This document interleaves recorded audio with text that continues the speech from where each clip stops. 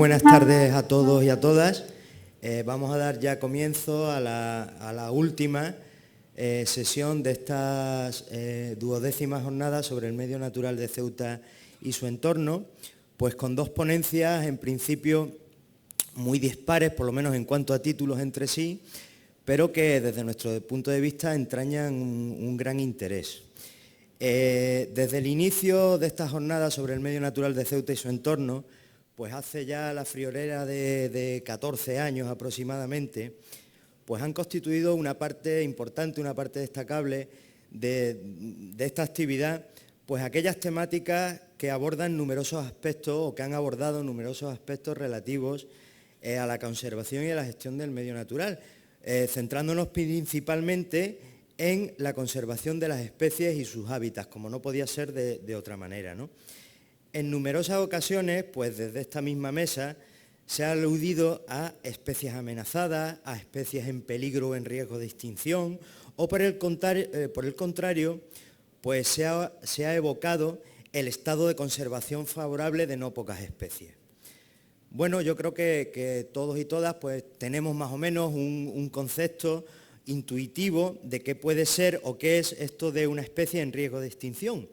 Y a ello además nos ayuda notablemente, o nos ayudan los medios de comunicación que continuamente nos están bombardeando con noticias de que si tal especie se encuentra en peligro de extinción, no sé, que si el tigre de Bengala se encuentra gravemente amenazado, que si el rinoceronte blanco se acerca a un riesgo crítico de extinción, o en otras ocasiones oímos que tal o cual especie ha sido categorizada como vulnerable, o que se ha incluido en la lista roja de especies amenazadas a tal o cual ave concreta o mamífero.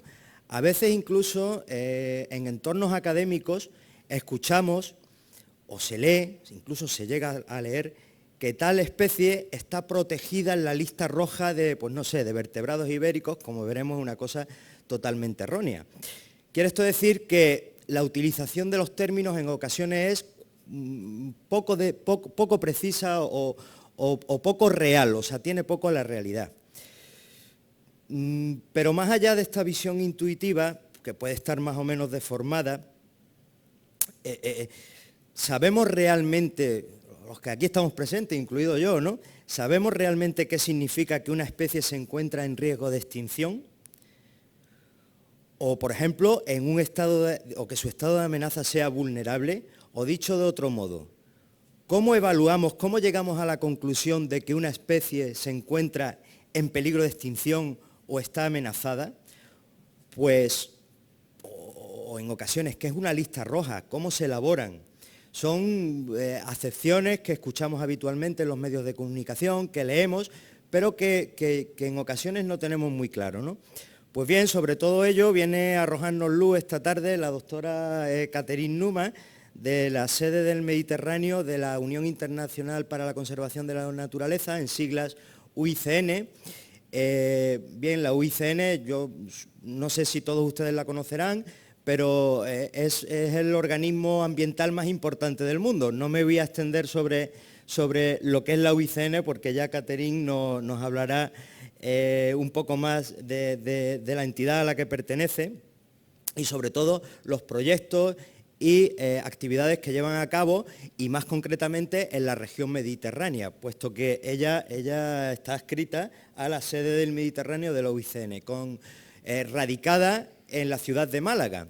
Esto me lleva otra vez al principio y a recordar cuando iniciamos esta jornada sobre el medio natural de Ceuta y su entorno, hace algo más de 14 años, porque por aquellas fechas, un poquito antes, fue precisamente cuando se inauguró la sede del Mediterráneo, según he visto en vuestra página web, a finales del año 2000, supongo que de forma factual al principio de 2001, y bien, desde la sede del Mediterráneo, esto es un importantísimo recurso que teníamos muy a la mano y que, pues bueno, era prácticamente obligado que en estas jornadas hubiésemos contado con alguien de la UICN, ¿no? Pues para contarnos algo sobre lo que hacen, sobre lo que desarrollan. Y bueno, pues la verdad que no nos hemos portado bien en este sentido, pero más vale tarde que nunca, y tenemos hoy aquí a la doctora Numa pues para aclararnos diversos conceptos y sobre todo también para hablarnos de qué es lo que hace la UICN y a qué se dedica, ¿no? Y sin más entro a presentar a nuestra ponente, la doctora Catherine Numa Valdez. Ella es colombiana, aunque lleva ya muchos años en España, y es doctora en biología por la Universidad de Alicante. En los últimos años ha trabajado en numerosos proyectos relacionados con la gestión y conservación de especies, tales como el Libro Rojo y el Atlas de los Invertebrados Amenazados de España. Actualmente, como he dicho, desarrolla su cometido profesional en el Centro de Cooperación para el Mediterráneo de la UICN, en Málaga, y lidera el proyecto Evaluación de la Biodiversidad Mediterránea Fase 2, cuyo objetivo es evaluar el riesgo de extinción de las especies de 3 grupos taxonómicos claves en el Mediterráneo, como son las plantas, los insectos y los corales. En definitiva, lidera pues, lo que sería el grupo de conservación de especies en la sede del Mediterráneo de la UICN. Y sin más, pues nada, le paso la palabra a la doctora Catherine Numa, a la cual, por supuesto, le agradecemos su disposición y amabilidad para con el Instituto de Estudios de UTIE. Gracias, José Luis. Y gracias también a través de José Luis y a todos los organizadores de este evento por tener en cuenta a la UICN para participar en esta actividad. Pues con la introducción de José Luis, me da más que camino abierto porque he elegido el tema del riesgo de cómo evaluar el riesgo de extinción de las especies como un hilo conductor para contar no solo hablar del tema de la extinción de las especies, sino también de lo que hace la UICN, que no solamente trabaja en este tema, y específicamente lo que hace la Oficina del Mediterráneo. Así que utilizaré el tema de la extinción de las especies para ir contando poco a poco también lo que vamos haciendo en la oficina. Pues el tema de la extinción de especies, como dice José Luis, es un tema recurrente y aparece en un montón de medios de comunicación y yo me preguntaría por qué tanto rollo con el tema de la extinción si es algo que ha ocurrido naturalmente en la Tierra y los registros fósiles lo muestran. Los dinosaurios se extinguieron por completo en una época determinada y el número de especies en la Tierra quedó reducido al mínimo, luego proliferaron los mamíferos, cambiamos de era y había momentos de extinción y ha existido, de acuerdo con los registros fósiles, al menos 5 eventos de extinción masivos. ¿Y por qué ahora nos preocupamos por la extinción cuando es un proceso natural en el que las especies se extinguen y otras surgen a partir de, como una consecuencia de la liberación de nuevos ambientes? Es un proceso natural en la Tierra. ¿Por qué preocuparnos por eso? El asunto es que aparentemente la actividad humana tiene mucho que ver con las actuales tasas de extinción, que no se debe solo al proceso natural en el que muchas especies se extinguen, sino también a que parece estar íntimamente relacionado con la aparición del hombre. Los registros más recientes, como se ven en esta fotografía, muestran que la sobreexplotación de especies fácilmente registrables pues, ha sido altísima a lo largo de la historia, sobre todo en los últimos siglos. Y esos cálculos, comparando esos registros geológicos con las tasas que podemos calcular en los tiempos más recientes, muestran que en tiempo geológico las tasas de extinción parecen ser mucho menores, digamos, vamos a llamarlos naturales, que aquella tasa de extinción de especies que se ha podido registrar en tiempos más recientes. Basada en las estimaciones de crecimiento poblacional y otros modelos, los expertos calculan que en el futuro las tasas de extinción de especies serán mucho mayores que los que tenemos ahora. Y esa es la razón por la cual todos los medios y de unos 30 años para acá, la diversidad se ha convertido en el tema principal, en el que se creó todo un movimiento conservacionista, porque gracias a estas estimaciones, pues parece que el hombre tiene mucho que ver en las tasas actuales de extinción. Aquí un ejemplo más de lo correlacionado que se encuentran las tasas de extinción con el crecimiento poblacional en los últimos años, en los últimos 200 años. Y en la parte baja, pues la proyección esperada de crecimiento poblacional para el 2000, perdón, ahí que no van a ver, pero es para el 2050, que puede llegar a los 10 billones de humanos. Pues más o menos por la época de las fotografías que les mostré, los primeros expertos o las primeras personas que empezaron a notar esa sobreexplotación o la desaparición de especies debido a sobreexplotación, uno de ellos fue este señor en 1933, que asistió a una conferencia en Europa sobre protección de fauna y flora de África y quedó tan consternado por los datos que se mostraban allí de sobreexplotación o de desaparición de especies, que consiguió un dinero y se consiguió financiar los primeros libros sobre extinción de especies, los primeros registros sobre extinción de especies que se publicaron en los años 40. Eso se podría decir que son las primeras listas de especies extintas. Incluía todos los mamíferos y todos los mamíferos marinos. A partir de ahí, unos 2 años después de estas publicaciones, en las Naciones Unidas, en una de estas conferencias, encuentros técnicos, se generan 2 resoluciones como conclusiones de este congreso, de esta reunión, una de las cuales es un llamado para el establecimiento de un servicio de supervivencia que en el futuro se convertiría en la Comisión de Sobrevivencia de Especies, de la cual hablaremos más adelante y que es la actual encargada de hacer la lista roja de la UICN. Y por otro lado, hacen en una primera resolución una lista de 16 especies de aves y mamíferos que consideran de importancia internacional, con lo cual se podría considerar que esa sería la primera lista roja oficial de la UICN, porque en este caso, no podría asegurarlo del todo, pero en ese momento las Naciones Unidas encarga a la Unión Internacional para la Conservación de la Naturaleza, que se creó en 1948, para que ejecute esta resolución.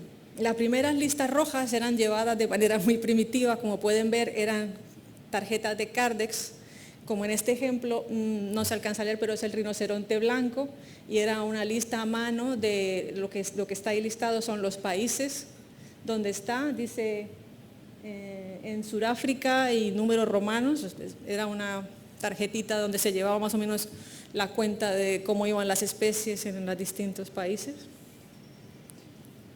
Y a partir de esas primeras listas, estos documentos fueron evolucionando, haciéndose más específicos para grupos concretos o para países concretos, pero no dejaban de ser listas, solo era un catálogo de especies sin ninguna justificación y pues basado en el criterio de quien estaba haciendo el documento. En los 90, a partir de los 90, esto cambió para darle más objetividad a la lista, porque se necesitaba que hubiera alguna justificación de base para decir que una especie se incluía en esta lista roja. Y fue cuando se crearon los criterios de lista roja de la UICN. Esos criterios permitían no solo justificar el por qué se incluía la especie en esa lista, sino que además permitía comparar entre distintos grupos taxonómicos una serie de criterios que al final pudieran ser comparables. Es como yo me imagino que las primeras listas era un especialista de elefantes y rinocerontes, y luego estaba el ornitólogo, pero no se juntaban y simplemente supongo que sin juntar ningún criterio, decidían cuáles especies estaban en la lista o no. Al tener estos criterios, era posible que todos estuvieran de acuerdo y que todos estuvieran usando los mismos criterios, tanto para aves como para elefantes o para mamíferos.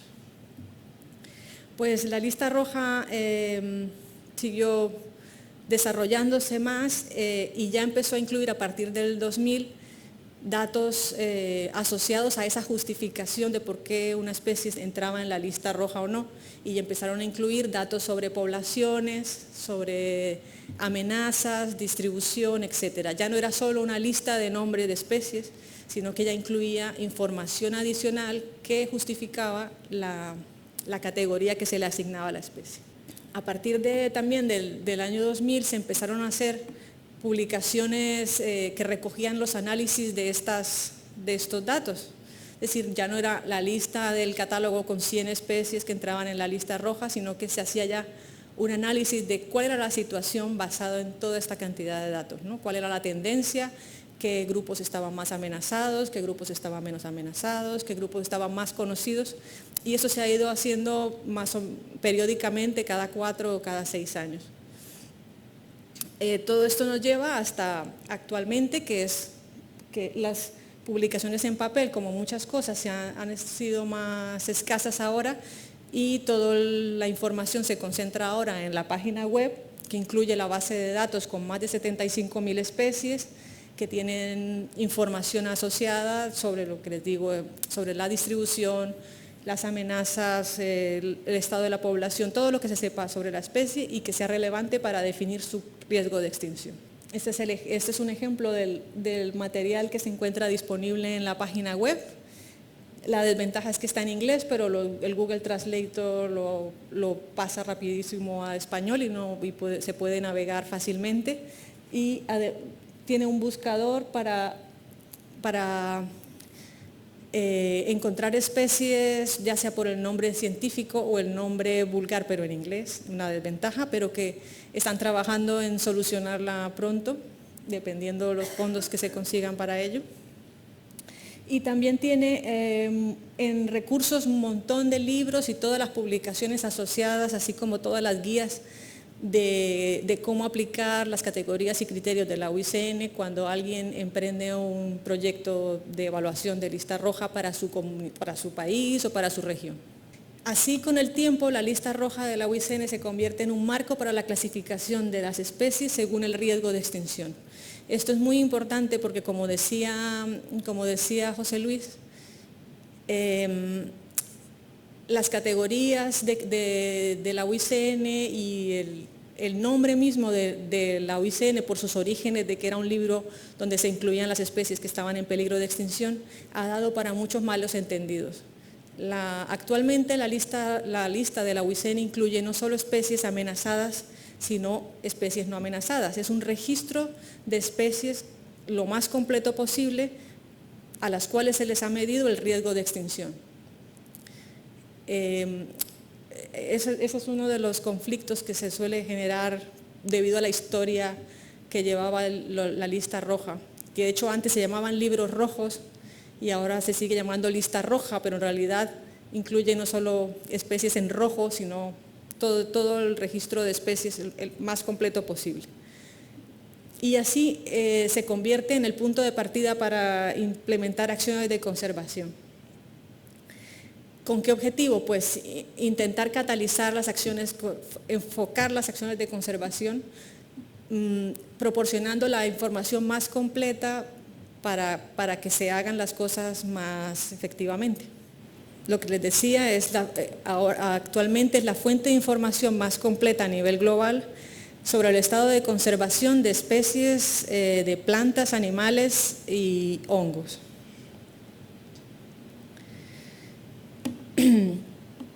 Para medir el riesgo de extinción, la lista roja de la UICN utiliza los criterios de los que les hablaban, que en el 94 empezaron a aplicarse y que se perfeccionaron, se pulieron en el 2000. Y básicamente son criterios muy intuitivos. Desde que se desarrollaron tenía que ser algo simple y que fuera comparable para poder medir tanto el riesgo de extinción de un hongo como el riesgo de extinción de una ballena. Y el mismo criterio debería funcionar para cualquier animal o vegetal. Con lo cual, los criterios son muy intuitivos, porque ¿cómo podría uno saber que una especie está al borde de la extinción? ¿O cuándo una especie está al borde de la extinción? Pues cuando hay una reducción de la población, por ejemplo, una población muy abundante como el bisonte que vimos en la foto, reduce su población en un 80% en un corto espacio de tiempo, es esperable que sea una especie que entra en un colapso y que tiene un gran riesgo de extinción, porque hay una amenaza que le está generando una reducción drástica en la población. Ese sería el primer criterio que se utiliza, reducción de la población. ¿Qué otra posibilidad hay para que una especie entre en riesgo de extinción? Pues que viva en un área muy pequeña o que el área donde vive se está reduciendo, así como su población, drásticamente. ¿Qué otra posibilidad hay o qué condiciones debe cumplir una especie para estar en riesgo de extinción? No que debe, pero te puedes sospechar que está en riesgo de extinción cuando pasa algo como eso, es lógico. Si tienes no solo probablemente una distribución pequeña, pero es que además hay naturalmente muy pocos individuos de la especie. Y además de que son pocos y raros, pues están en reducción. La otra opción es que además de que son muy pequeños, viven en un área tan pequeña que cualquier evento como una construcción, una carretera, incluso un deslizamiento, podría eliminar toda la población en un momento. Y la otra posibilidad es que lleves un modelo tan detallado de población que seas capaz de predecir que la especie tal como se va a desaparecer o va a entrar en un colapso poblacional en un determinado espacio de tiempo. Con esos criterios se define unos puntos de corte a partir de los cuales las especies se considera que están en riesgo de extinción o no. Y aquí vemos en la gráfica que en teoría cualquier especie o todas las especies en la Tierra tienen una categoría de UICN, porque las especies que no se han evaluado tienen categoría no evaluada. Y las especies a las que se les ha evaluado, muchos se les ha aplicado estos criterios, pueden entrar en una de estas categorías. Es posible que la especie tenga tan poca información disponible que no hay manera de saber si está en peligro de extinción o no.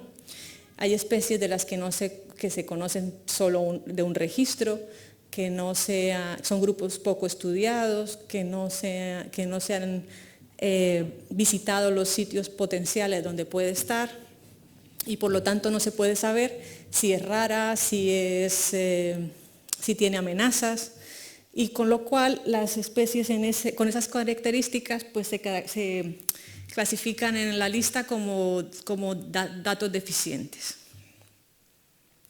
Las especies que contienen datos suficientes como para poder estimar alguna de estas condiciones, ya se les puede asignar alguna de las categorías, de las otras 7 categorías. Si las especies están por debajo del punto de corte, como en este caso, serían preocupación menor. Son especies que en el corto plazo no están amenazadas de extinción. Eso normalmente pues serán especies que pueden estar con reducción de la población, pero que no llega a un porcentaje tan alto como para que en el corto plazo pueda entrar en un colapso poblacional que le pueda llevar a la extinción. No quiere decir que no estén mal, no quiere decir que en muchos más años no se vaya a extinguir si no se toman medidas de conservación, pero que en el momento se puede considerar que hay una preocupación menor. La siguiente categoría, que es la casi amenazado, son especies que están muy cerca del punto de corte, que están casi amenazadas, como dice la categoría, pero que no llegan a ese nivel de condiciones como para ponerla en la categoría de amenaza. Son especies que por área o por porcentaje de reducción o simplemente porque la amenaza en el momento o en el futuro no se prevé que sea suficientemente grave como para que su área se reduzca en el corto plazo, o puede ser también especies que están entre comillas, buen estado de población o de área, pero que son enteramente dependientes de acciones de conservación.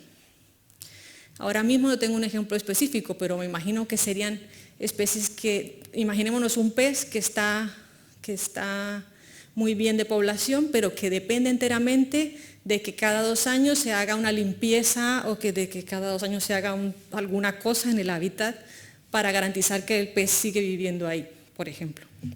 Entonces por ejemplo, el buitre negro es un ejemplo, son especies que están bien en población, pero que requieren un aprovisionamiento de alimento que garantice el mantenimiento de esa población, o sea que naturalmente no lo conseguiría. Todas las especies entonces que cumplen este punto de corte para cualquiera de estas categorías entrarían en las categorías de lo que se llaman las especies amenazadas. El nivel de amenaza va incrementándose desde vulnerable, que sería el punto de corte más bajo, pero que ya es una especie amenazada.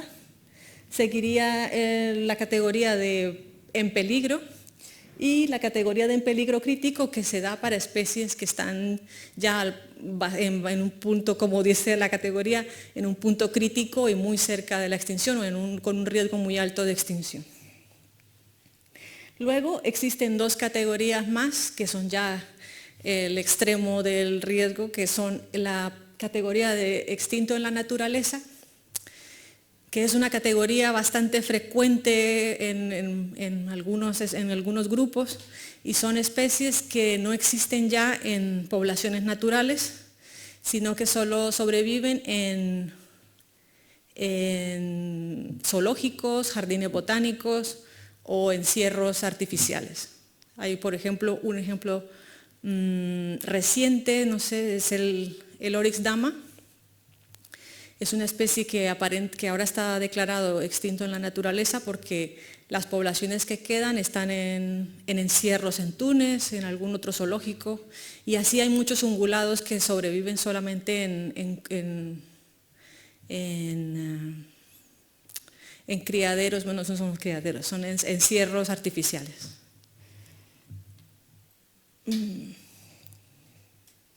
Y la categoría de extinto, por supuesto, son especies de las que ya no queda ningún individuo vivo en la Tierra.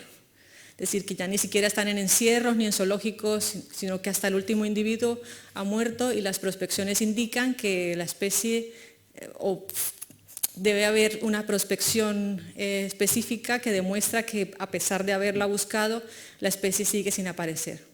Hay muchas especies que fueron declaradas extintas que luego de estudios posteriores aparecen de nuevo y bueno, la categoría en la lista roja se cambia de categoría. Así, pues entre las aplicaciones o la información que podemos sacar de la lista roja, he sacado esta, por ejemplo, que es de las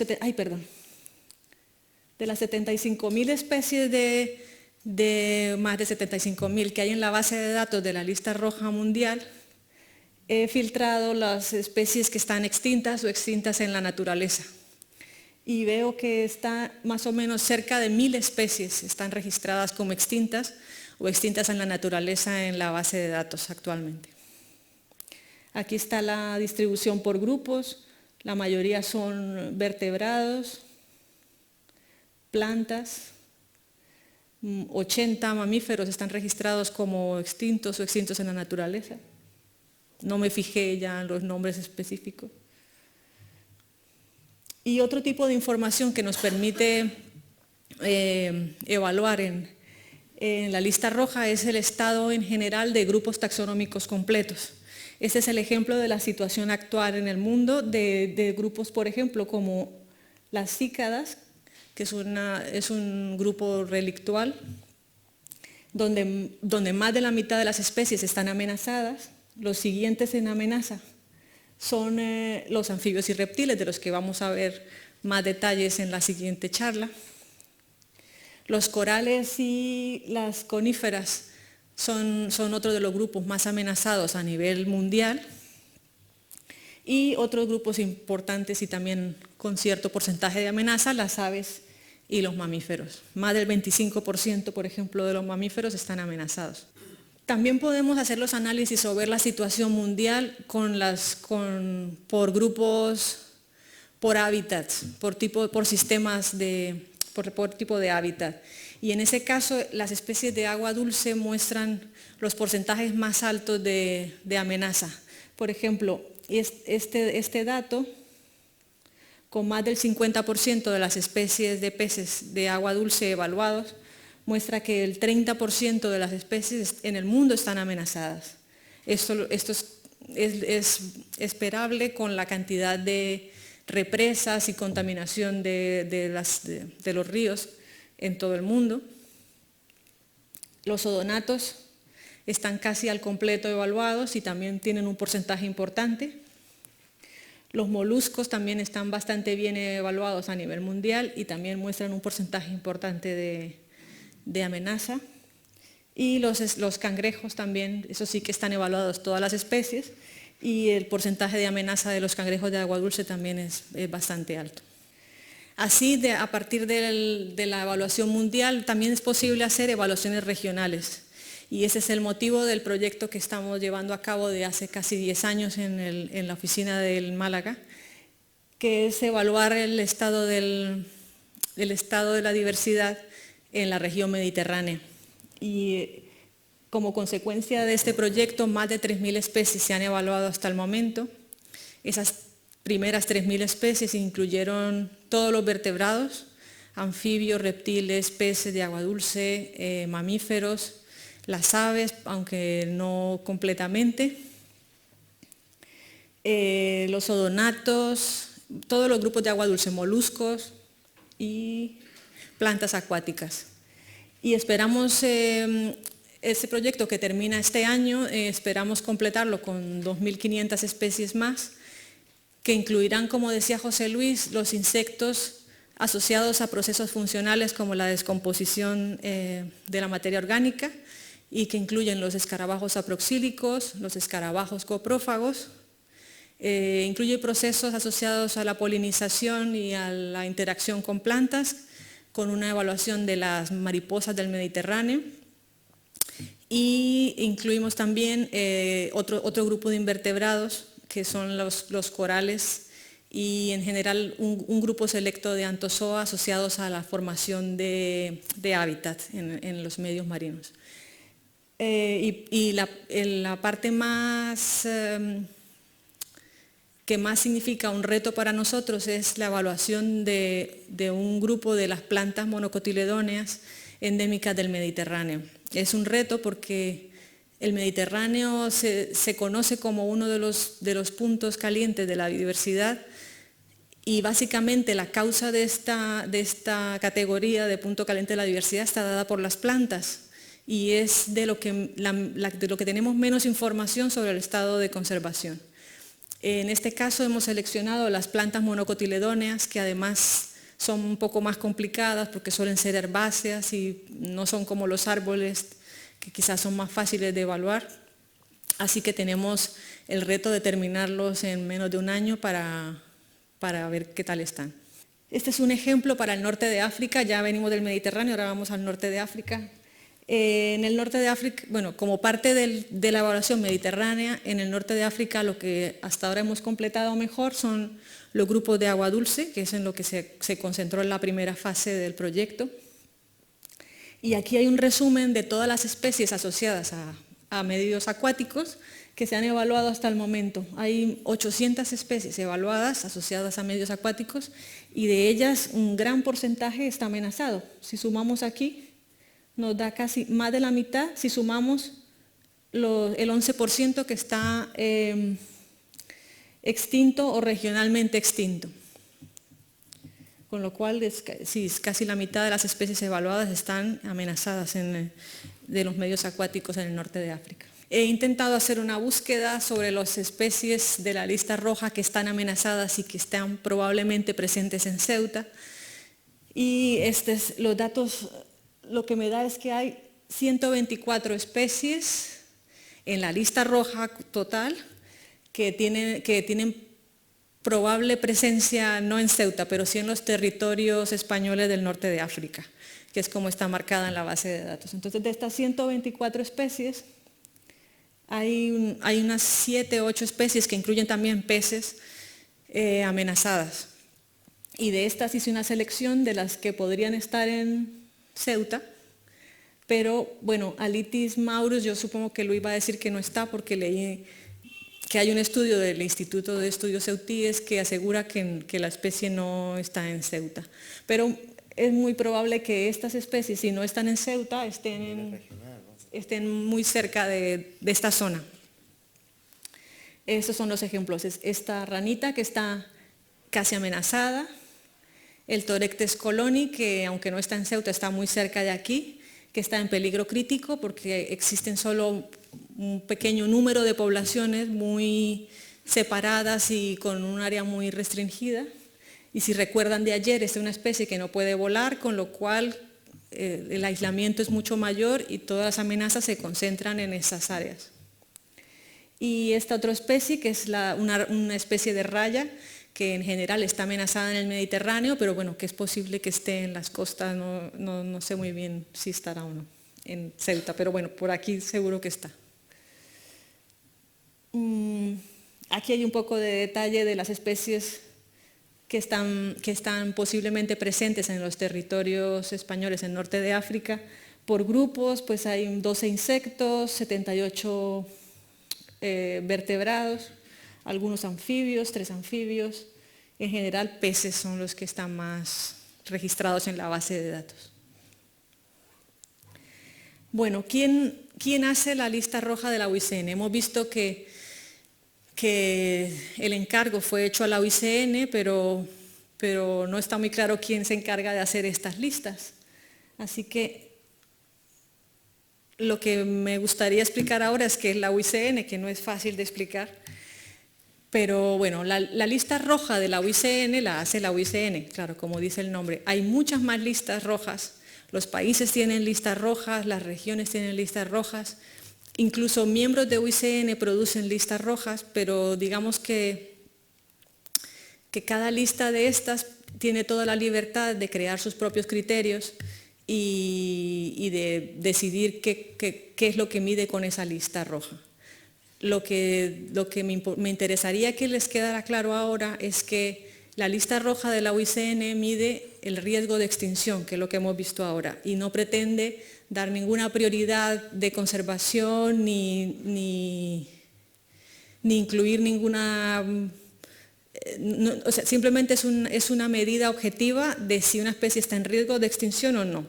La decisión de tomar medidas de conservación o de dar prioridad a una especie en lugar de otra es una decisión que debe hacerse no solo con esta lista, sino con una reunión de expertos y de actores que decidan en función del dinero o de los fondos disponibles, el plazo o la urgencia que tengan, de a dónde dirigen esas inversiones de conservación, esos esfuerzos de conservación.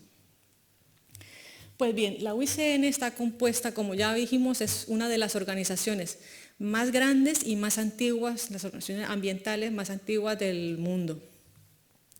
Y está compuesta por 4 elementos fundamentales, que son los miembros, que pueden ser gobiernos o ONGs. En este caso, actualmente hay más de 1.200 miembros en la Unión. De ellos, más de 100 son gobiernos. Con gobiernos me refiero, por ejemplo, a que uno de los miembros de UICN es el Ministerio de Medio Ambiente o la Junta de Andalucía, todos ellos son miembros de UICN. Son miembros de UICN también las ONGs, que actualmente son más de 800.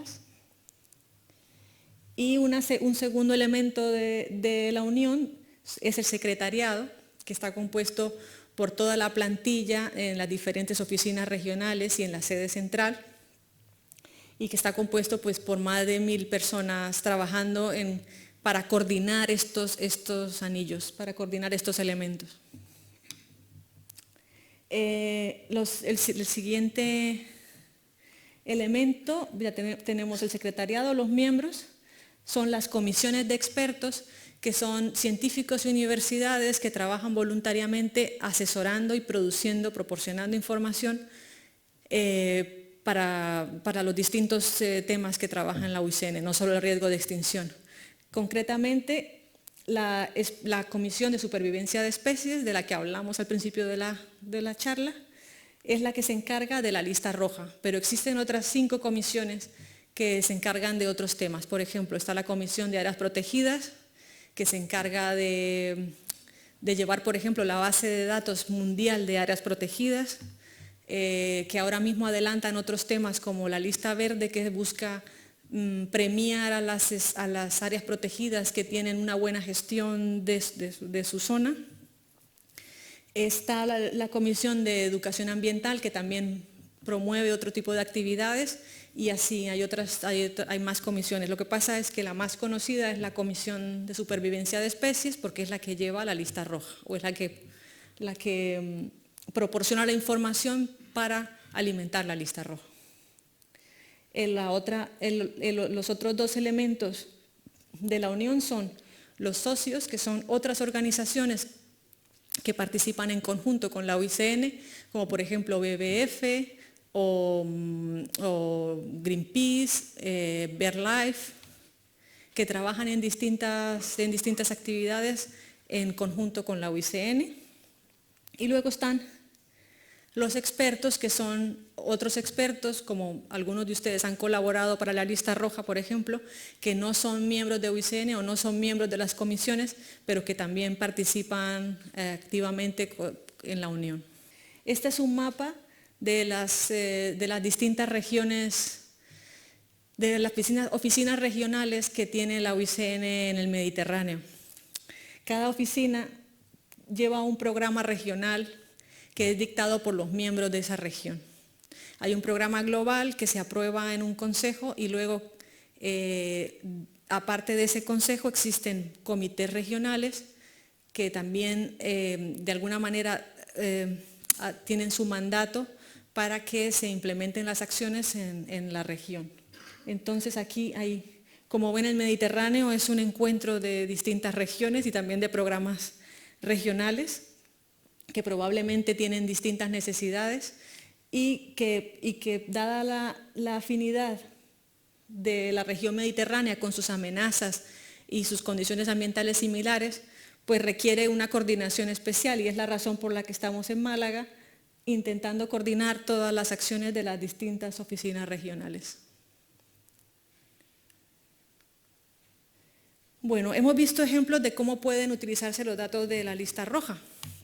Ya vimos que podemos sacar datos sobre qué porcentaje de especies están amenazadas, dónde están amenazadas, etc.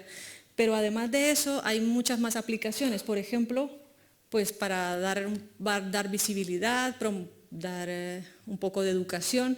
La lista roja tiene muchas publicaciones asociadas, pero también sirve para promocionar o dar más educación al público en general. En algunos zoológicos, por ejemplo, se incluye cuál es la categoría de lista roja de la especie que están viendo allí. Y también sirve para proporcionar herramientas que faciliten esa toma de decisiones de la que hablábamos de conservación. Este es un ejemplo de la distribución de especies amenazadas de coleópteros coprófagos obtenida cuando, después de haber hecho los mapas de cada especie amenazada, se solapan todas las especies y vemos dónde se concentran esos puntos rojos donde hay más especies amenazadas. Y aquí vemos cómo el norte de África es un sitio con una gran cantidad de especies amenazadas, igual que el sur de España, y también vemos cómo las zonas costeras son en general las zonas donde las especies amenazadas se concentran más. Eso ya nos da una idea de dónde deberíamos, en el caso de que se decida conservar a los escarabajos coprófagos o de trabajar sobre los procesos de descomposición, pues dónde deberían concentrarse los esfuerzos para mejorar esa conservación. También con estos solapamientos de especies, eso sería para el grupo de los coprófagos, pero si solapamos diferentes grupos taxonómicos, por ejemplo, en el caso de las especies de agua dulce. Nos sirve también para identificar zonas claves de biodiversidad. En este ejemplo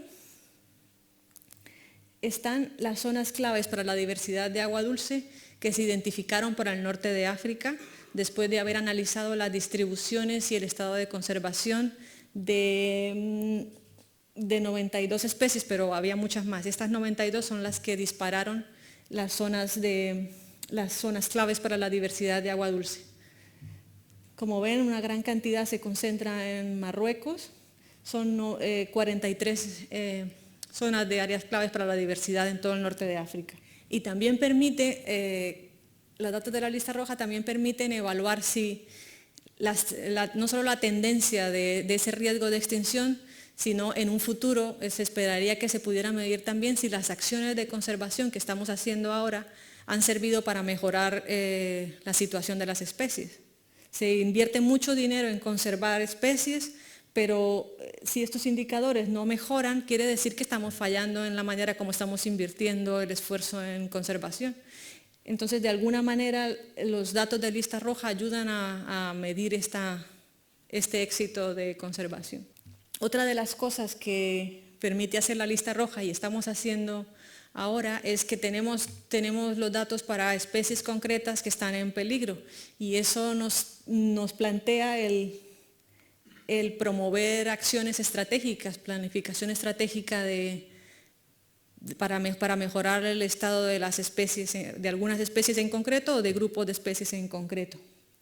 Y en ese sentido, en el norte de África específicamente, desarrollamos un proyecto que busca mejorar o promover que se hagan planes de acción para la conservación de especies en concreto. Y con este proyecto es un ejemplo bueno de cómo funciona un poco la UICN, porque se originó porque los miembros de un país, durante uno de los foros regionales que se hacen, manifestaron la necesidad de hacer planes de acción de conservación para especies. Y también manifestaron la falta de capacidad para hacer esos planes ellos mismos. Entonces, con esa necesidad manifiesta, llevamos al donante una propuesta para mejorar esa condición.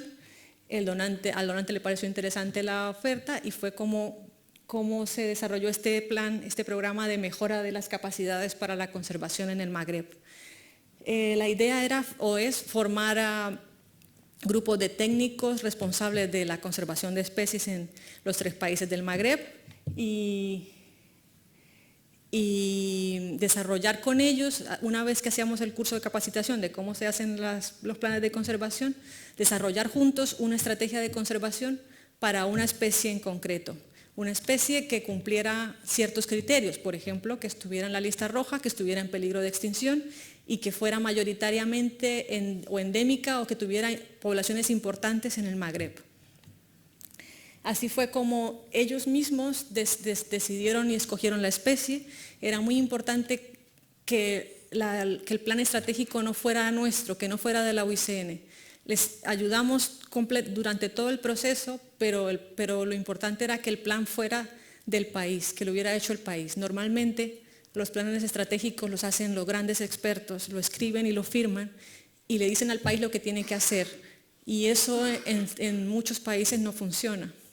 Entonces, lo que quisimos hacer es que como pueden ver, es una estrategia firmada por el Haut Commissariat, en el ejemplo de la portada, por el Haut Commissariat y la UICN, que trabajan en conjunto para desarrollar esta estrategia. El reto va a ser que la estrategia se implemente y se cumpla, pero por lo menos ya está trazada, el plan está trazado. Pues lo mismo se realizó para Túnez, donde escogieron el arruy. En Argelia escogieron el macaco de Berbería y luego propusimos hacer un trabajo transregional que fuera una especie endémica del Magreb y se hicieron una estrategia de los 3 países para la conservación de una especie.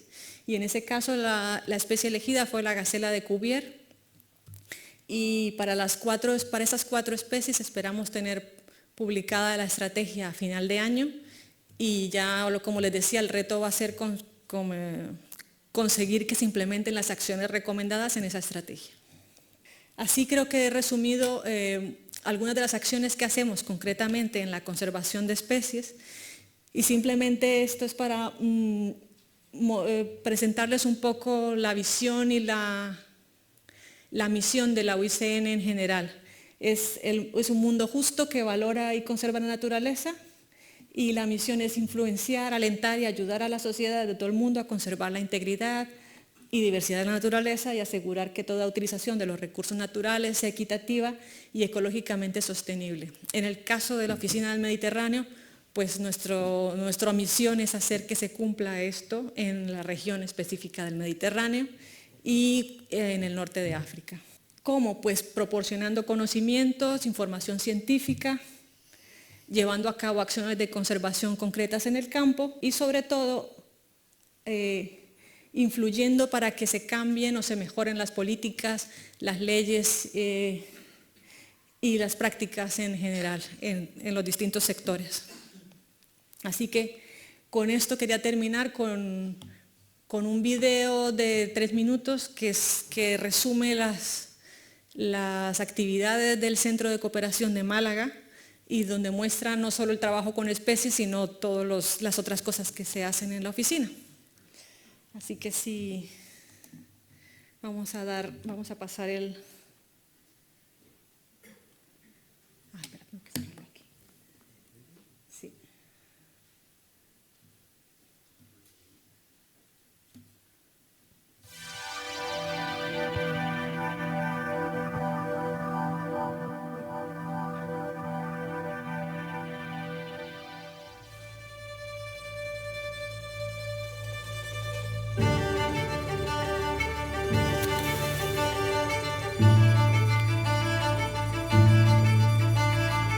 La UICN, Unión Internacional para la Conservación de la Naturaleza, es la mayor red medioambiental del mundo, gracias a 11.000 científicos y expertos, 1.200 organizaciones entre ONGs y gobiernos y 1.000 empleados. La UICN está presente en 160 países de nuestro planeta con una idea clara: la naturaleza ofrece soluciones a los retos de un planeta en crisis. Para liderar un impulso en el nuevo milenio, en 2000 la UICN crea en Málaga el Centro de Cooperación del Mediterráneo, con el apoyo de la Junta de Andalucía y el Gobierno de España, a la vez que se aprueba un programa UICN para la región mediterránea. Así, juntos hemos conseguido evaluar 2.500 especies según criterios de la lista roja, identificar y evaluar 167 áreas clave de biodiversidad para las especies de agua dulce y 207 lugares importantes por sus plantas, el desarrollo de 80 proyectos y la publicación de más de 70 informes científicos. También hemos impulsado la prohibición de la pesca de arrastre a profundidades superiores a 1.000 metros, o el apoyo para crear la primera reserva de la biosfera intercontinental entre España y Marruecos. Y más de 80 acuerdos de cooperación con organizaciones y universidades que trabajan en favor de un Mediterráneo más sostenible, como WWF, MedPan y Oceana, entre otros. Actualmente, 15 hombres y mujeres de varias nacionalidades catalizan este esfuerzo. Entre ellos y quienes les precedieron en el centro, se han movilizado 22 millones de euros destinados a un desarrollo en su triple vertiente: ambiental, económica y social.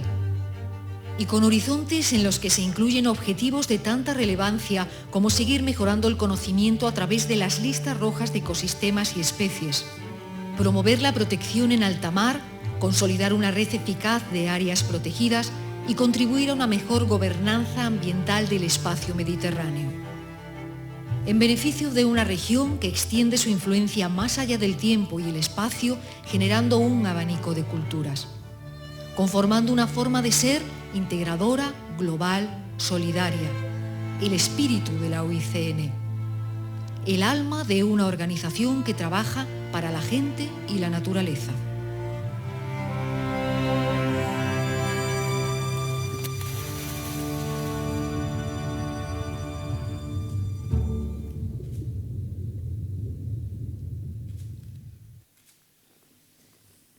Bueno, muchas gracias.